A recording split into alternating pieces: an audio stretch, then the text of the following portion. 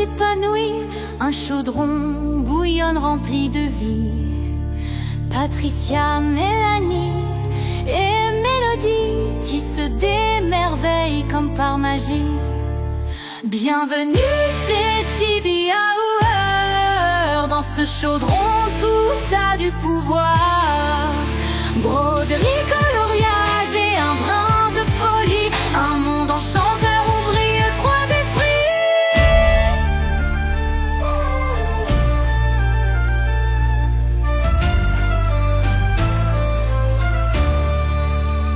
Sur l'ordre du grand Guérin, roi de Kerwiden, et sur de demande de la reine Mébès, fille de notre regretté roi Erebar.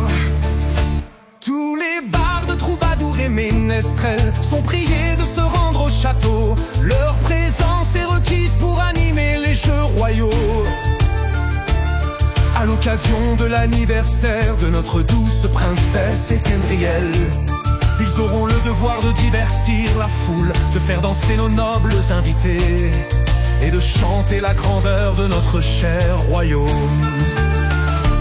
Tous les brodeurs, couturiers, tisserands de Kerwiden sont cordialement invités à assister à la fête.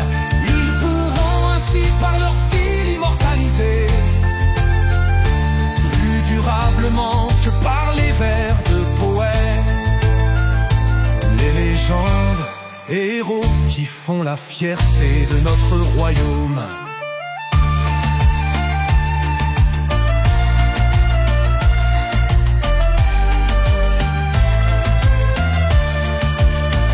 Notre cher peuple de Kerwiden pourra également assister aux festivités.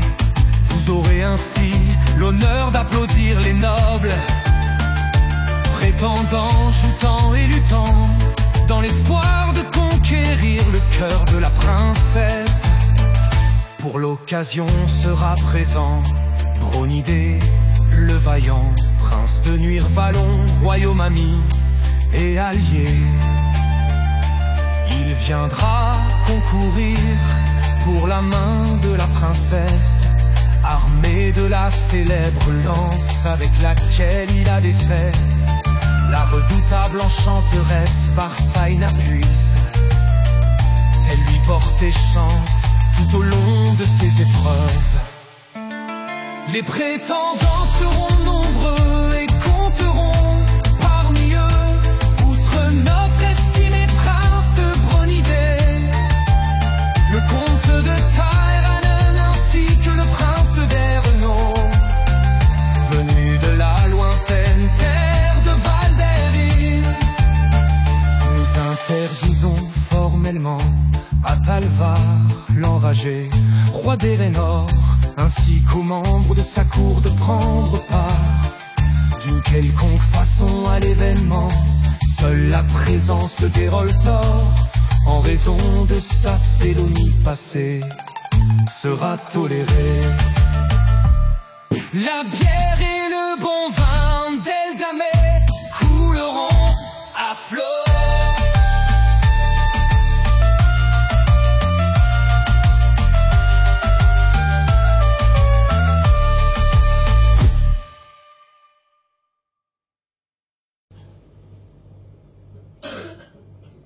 Bonjour à tous.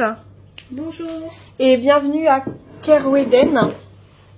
Oui, le royaume que tu as inventé de A à Z. Oui. Un royaume qui emmènera cette année 2025 les brodeurs et les brodeuses. Dans un univers de fantaisie médiévale.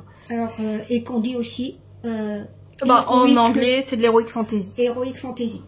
Voilà, alors vous avez pu déjà découvrir, pour beaucoup je pense maintenant, le livret de suivi qui vous guidera sur toutes vos broderies, donc sur les 6 box. Alors ce livret a été offert uniquement pour ceux qui ont pris l'abonnement. Oui. Hein, on tient à le repréciser parce que on a quelquefois des des demandes en disant bah voilà comment on peut avoir le livret, comment on peut avoir la toile, comment on peut et est-ce qu'on peut encore s'abonner. Malheureusement, le livret était exclusif aux abonnements. La toile, par contre, vous pouvez encore la commander sur le site. Oui, la toile sera disponible. Enfin, la toile qui avait pour faire ce modèle-ci. Hein. Oui, la toile sera disponible tout le temps sur le site, voilà. puisque vous allez pouvoir vous en servir si vous le souhaitez. C'est pas une obligation pour les petites grilles offertes dans chaque livret. Voilà. L'abonnement malheureusement est terminé. Oui. On a essayé de trouver, de voir si jamais il était possible de pouvoir en refaire quelques-uns mais non.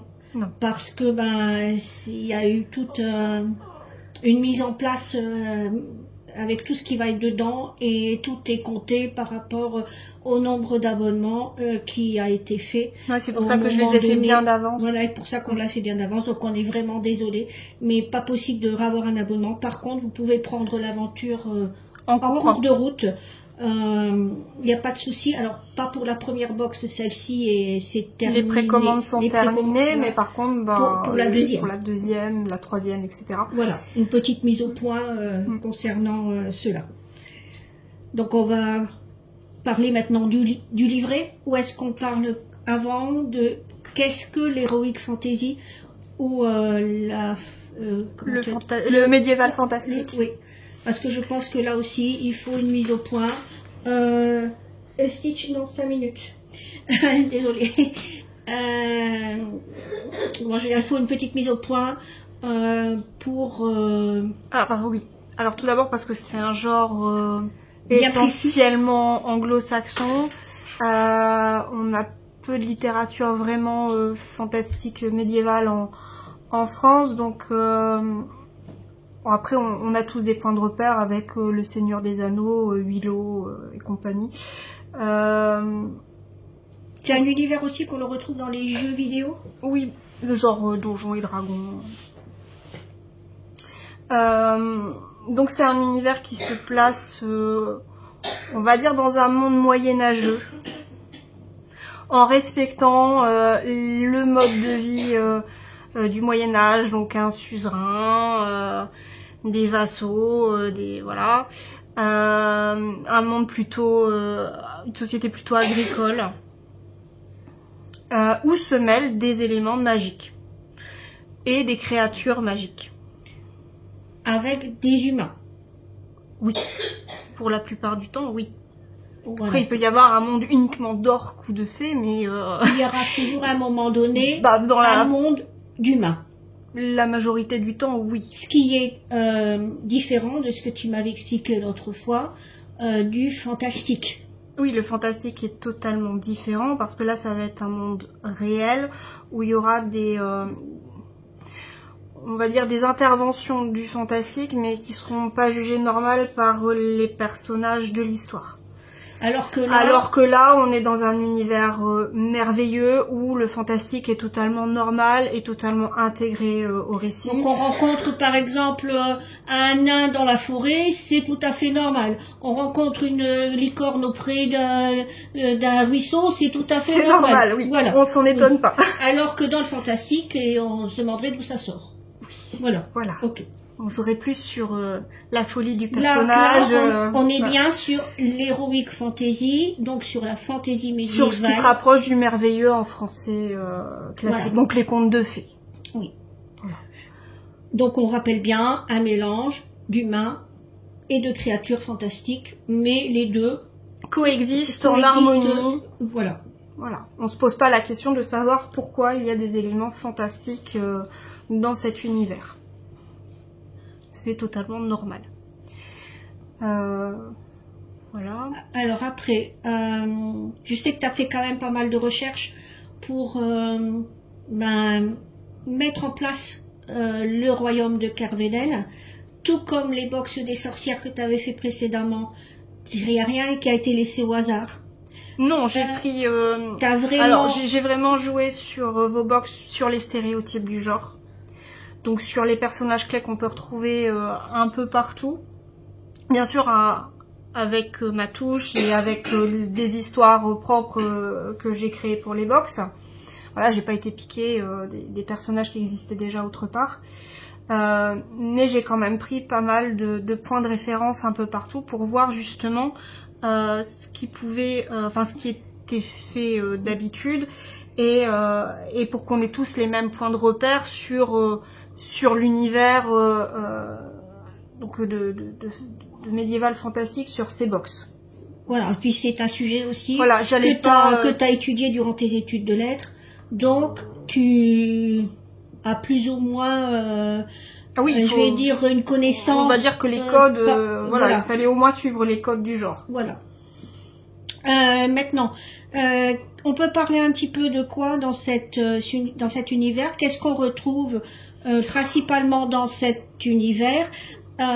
Quels sont les personnages que l'on peut retrouver dans cet univers? Alors forcément le roi, la reine, comme je vous l'ai dit, puisqu'on est dans un univers médiéval, c'est pour ça aussi que Togera et Mébès, voilà, c'est eux les personnages principaux. Non, enfin, pas principaux de l'histoire. C'est de là que tout. On va dire que c'est tout est créé. C'est quand même leur royaume. Voilà. Donc c'est eux qui font les règles. Voilà, c'est eux qui dirigent le royaume de Caerweden, et c'est pour ça aussi que voilà, c'était important de les représenter dans le carnet de suivi qui démarre l'aventure et de vous les proposer et finalement voilà, je pouvais pas les inclure dans les 6 box parce que j'étais partie sur d'autres choses et je me suis dit que c'était dommage de pas les avoir. C'est un plus. Donc voilà. Le roi, la reine. Oui, alors forcément les princes, les princesses qui vont avec. Hein.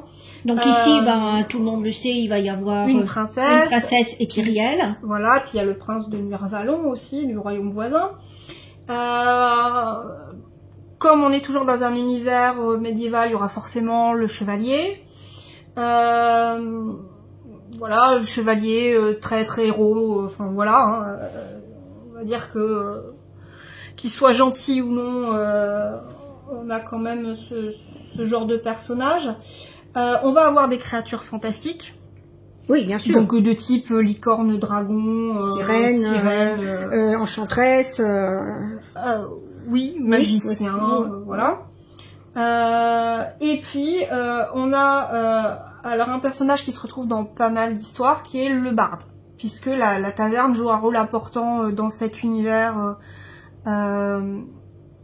médiéval fantastique, parce que la taverne c'est un lieu de ralliement, c'est un lieu où on va pouvoir aller écouter chanter les légendes du royaume, où on va pouvoir recevoir les quêtes, où on va pouvoir créer une troupe de compagnons, voilà, c'est un lieu commun. Important. C'est un lieu central de cet univers. Voilà. C'est pour ça aussi, il n'y a plus de secret. La première box porte sur la taverne. On démarre avec la taverne. D'ailleurs, si jamais vous avez ouvert votre livret, donc pour ceux et celles qui ne veulent pas aller plus loin dans les explications un petit peu, on va rien dévoiler. Mais juste mettre certaines choses. Vous expliquez un peu voilà, comment le livret fonctionne. Voilà. Donc voilà. Déjà vous avez pu vous rendre compte des différentes étapes qu'il va y avoir dans ces box grâce aux chansons qui ont été dévoilées, oui. Que ce soit sur le Twitch d'Angèle et de Guillaume, que ce soit chez nous, sur le Chaudron des Familiers, je ne sais pas sur Des Croix toute l'année, si jamais sur la chaîne d'Angie ça a été elle avait dévoilé, passé. Elle avait parlé de la grille du livret. Voilà, mais en tout cas, ces chansons-là, vous les avez pour certains en tête, mais donc on vous a déjà emmené dans ce royaume, et de toute façon, oui, la première chanson parlait bien d'une taverne et d'un barde. Voilà. Alors pourquoi aussi j'ai choisi de mettre le barde en premier, parce que c'est majoritairement lui qui va vous raconter les histoires qui vont suivre. C'est un petit fil conducteur que j'ai choisi pour toutes les box. Alors il sera pas représenté sur chaque box, ça sera juste que c'est lui qui forcément, comme c'est une aventure en chanson, en plus d'être une aventure à broder, c'est normal d'avoir un barde pour vous raconter les différentes histoires. C'est un peu lui. Et puis comme je vous ai dit, la taverne est le lieu où on entend les légendes du passé et où on reçoit les quêtes. Donc voilà, c'était pour moi le... Et d'ailleurs, il est présent, donc Pete Lendil, le barde, est présent dans ton livret sur toutes les pages pratiquement, Oui. puisque c'est lui qui a amené chaque explication de chaque box en gros. Hein. Oui. Vous allez pouvoir retrouver, tu peux montrer la première page au moins, vous allez pouvoir retrouver en début de chaque page le début de la chanson. Les petites parties ici un peu plus claires, ce sont des vers que vous allez pouvoir retrouver dans les chansons, donc soit que vous avez déjà entendu, soit que vous allez entendrez découvrir, plus tard. voilà. Hein, donc là, il dit, ami, si tu pousses les portes de Barry-Lude, écoute les conseils de Pete Lendil, le barde.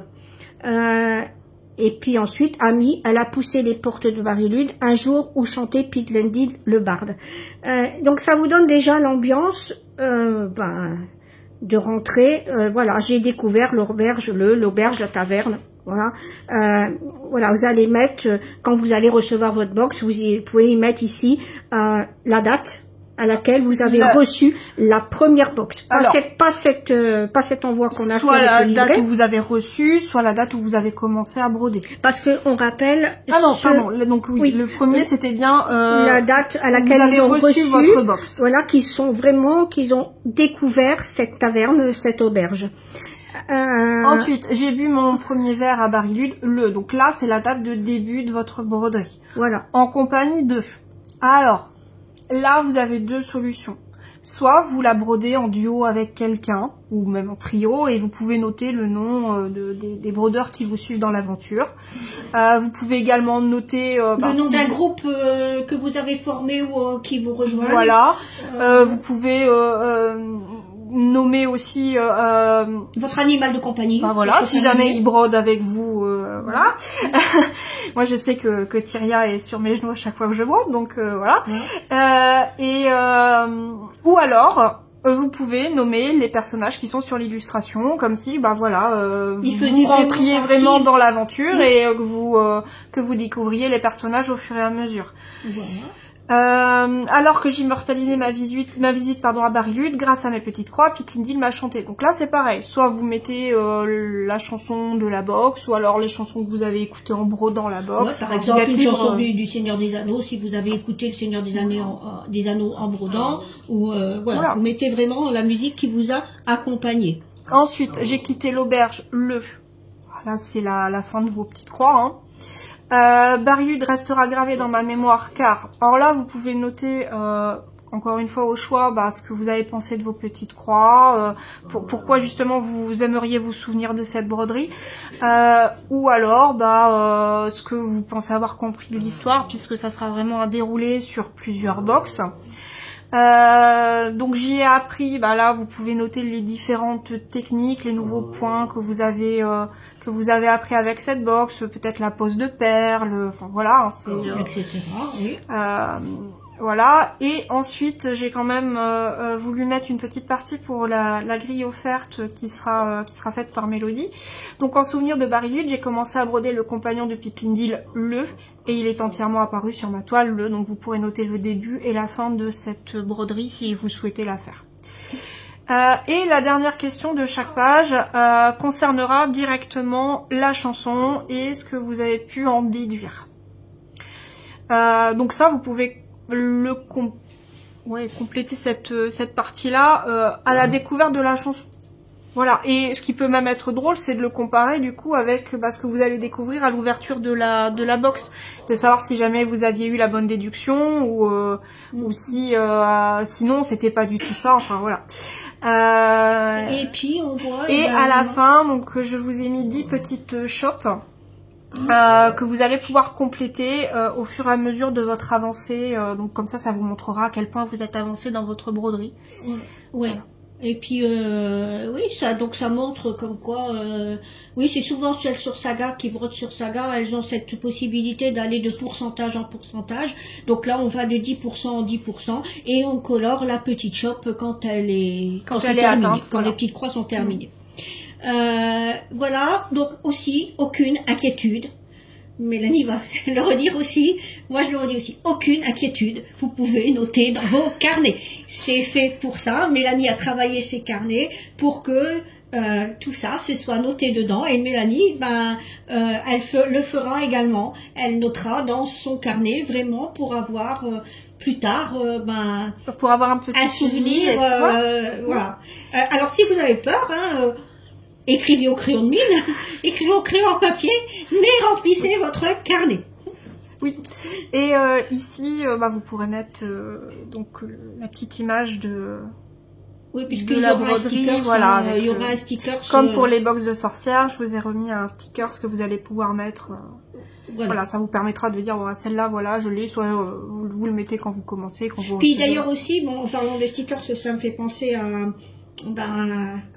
la forme de l'aimant aiguille qui a été offert pour les 40 premières...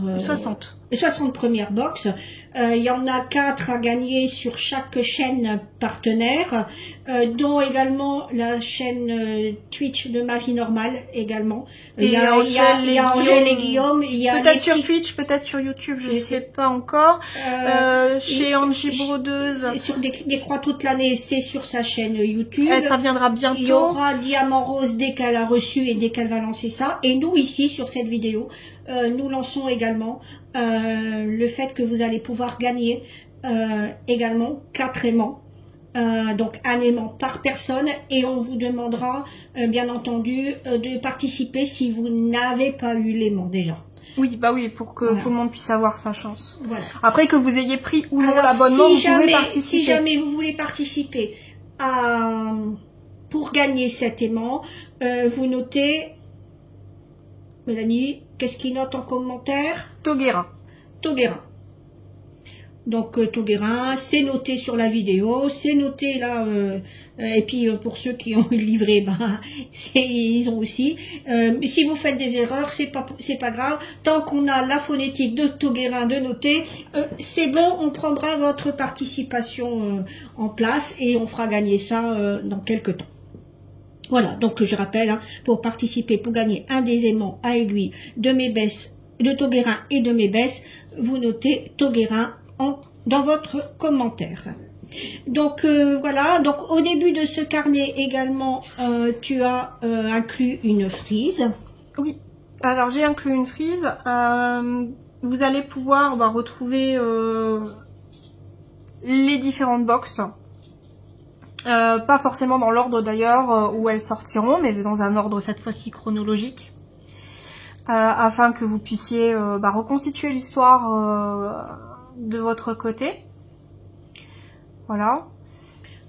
Et puis sur l'autre page, vous allez pouvoir noter votre nom. Voilà. On rappelle aussi que la grille qui est dans ce carnet, elle est aussi en format saga. Elle est en format saga et elle est en format PDF. Vous avez une version avec petits points et une version sans petits points pour les deux fichiers. Donc que ce soit en saga ou en PDF, vous allez retrouver une version avec petits points et une version sans petits points. Et ici, dans le carnet, il n'y aura que la version avec petits points. Voilà. Et également, cette grille comporte 2 sortes de points spéciaux, une tresse et un point arrière fouetté, 2 points spéciaux que tu expliques. Alors, je vous ai mis déjà à l'arrière l'explication ici sur la dernière page. Vous allez pouvoir retrouver également l'explication filmée sur la chaîne du Chaudron des Familiers. On vient de la poster. On vient de la poster, tu viens de faire un tuto dessus, donc c'est posté sur cette chaîne. Voilà. Donc, voilà concernant ce carnet. On va peut-être juste continuer un tout petit peu avec l'univers Heroic Fantasy, dans lequel Mélanie va vous emmener durant cette année 2025. Donc on a parlé un peu des personnages, on a parlé du rôle de la taverne. Est-ce que oui, on a expliqué aussi, un petit peu ce qu'allait donner, comme quoi c'était un point central, quand même. C'était là où tout le monde se rencontrait, venait s'abreuver. Il y a également des histoires. La bière est également très très importante. C'est pour ça que vous allez retrouver des petites chopes de bière tout au long de cette histoire à broder. Bien sûr, hein, c'est à consommer avec modération. Il existe également de la bière sans alcool. Et pas en brodant si possible. Voilà, parce que sinon vos petites proies, voilà, c'est juste un petit rappel, mais qui est important. Oui, est-ce que tu peux dire aussi quels sont les lieux vraiment importants de cet univers héroïque fantasy médiéval? Est-ce qu'il y a des lieux autres que la taverne? Bon, après, tout dépend où se placent les quêtes. Là, on va avoir une forêt enchantée, forcément, hein, comme mise sur la carte. On va également avoir un petit épisode dans le royaume voisin. En fait, je vais vous laisser découvrir après au fur et à mesure aussi. Oui. Voilà. Oui. Alors, de toute façon, les lieux sont sur la carte. Vous pourrez les retrouver et les chercher. Voilà. Alors, on va dire aussi que par rapport aux box des sorcières, où vraiment les sorcières étaient en portrait et c'était quand même assez statique. Elles étaient statiques quand même. Là ça va être plus dynamique. Voilà, comme c'est une histoire, j'ai essayé de faire plus d'interactions, de mettre. Alors, il y aura pas forcément plusieurs personnages sur toutes les illustrations. Mais j'ai essayé au maximum de donner un côté un peu plus dynamique, un peu moins pause voilà. Oui. Et donc on rappelle bien, c'est un mélange entre les humains et le fantastique. Il y aura une petite touche de fantastique dans chaque. Alors elle sera plus ou moins importante selon les box. Dans chaque box, voilà. Mais il ne faut pas oublier que dans cet univers-là, il y a aussi le monde des humains. Oui, et puis de toute façon, il y aura toujours au minimum un élément fantastique dans chaque box.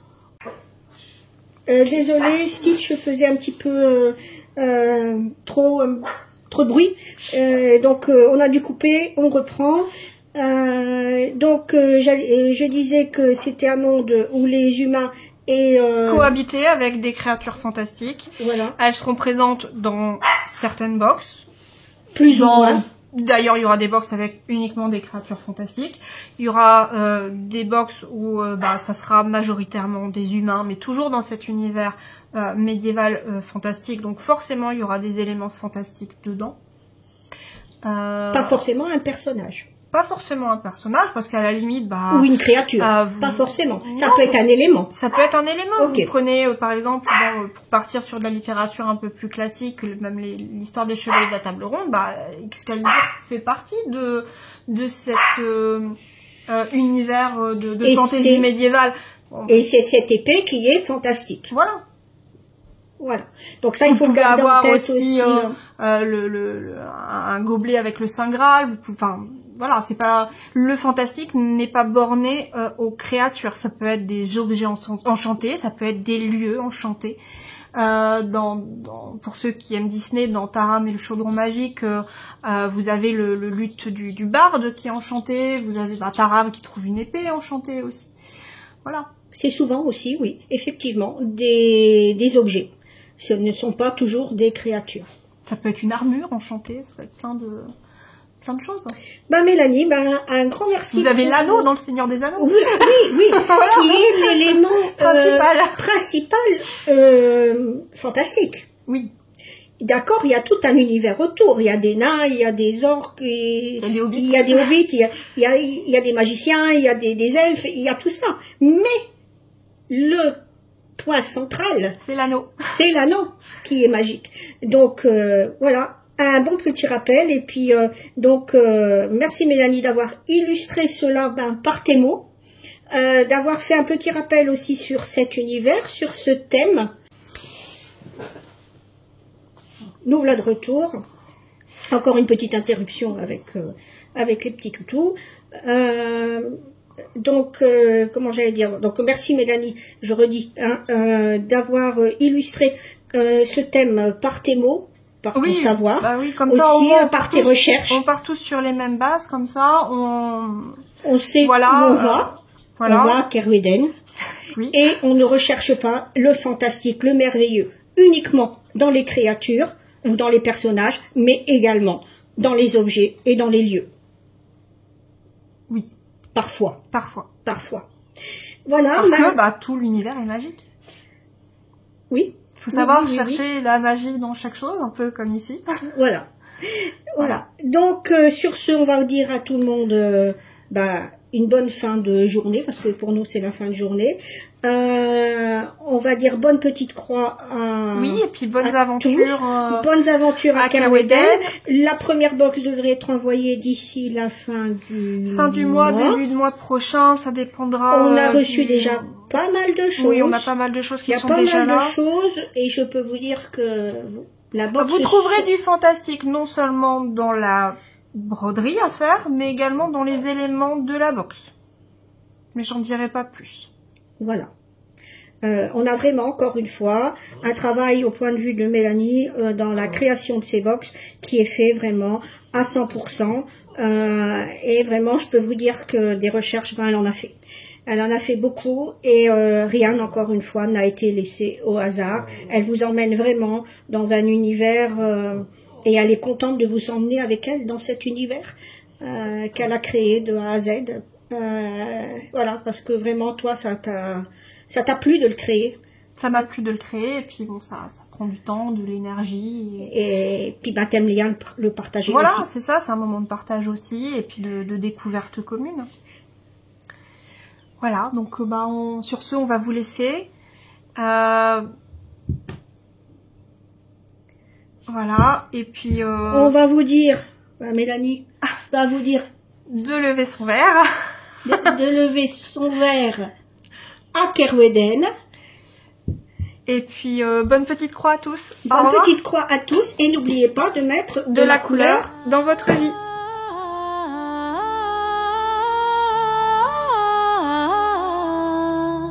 Dans un coin magique où l'art s'épanouit, un chaudron bouillonne rempli de vie.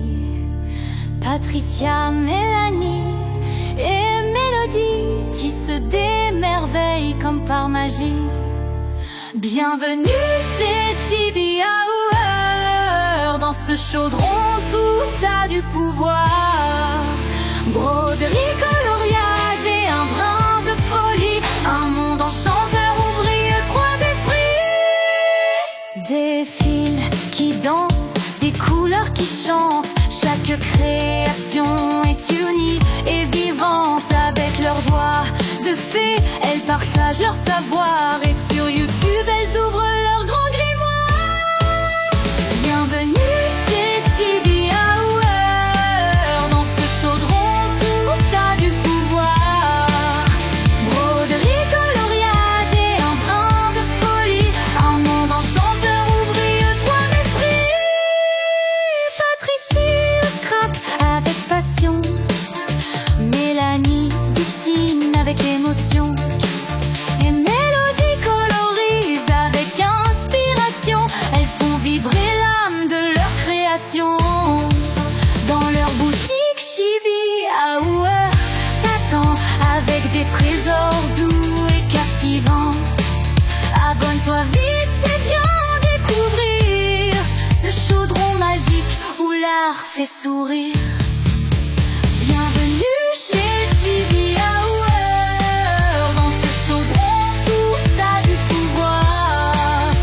Broderie, coloriage et un brin de folie. Un monde enchanteur où brillent trois esprits. Merci à Patricia, Mélanie, Mélodie pour ce voyage rempli de magie. Le chaudron des familières, on n'oubliera pas. C'est une aventure qu'on suivra croix à croix.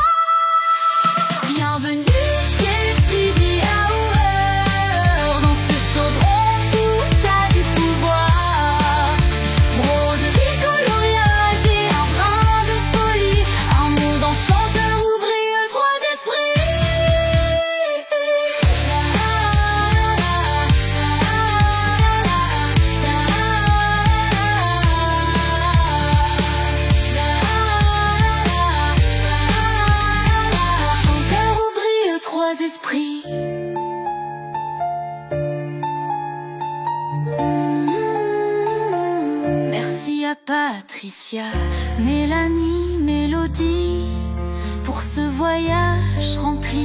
de magie.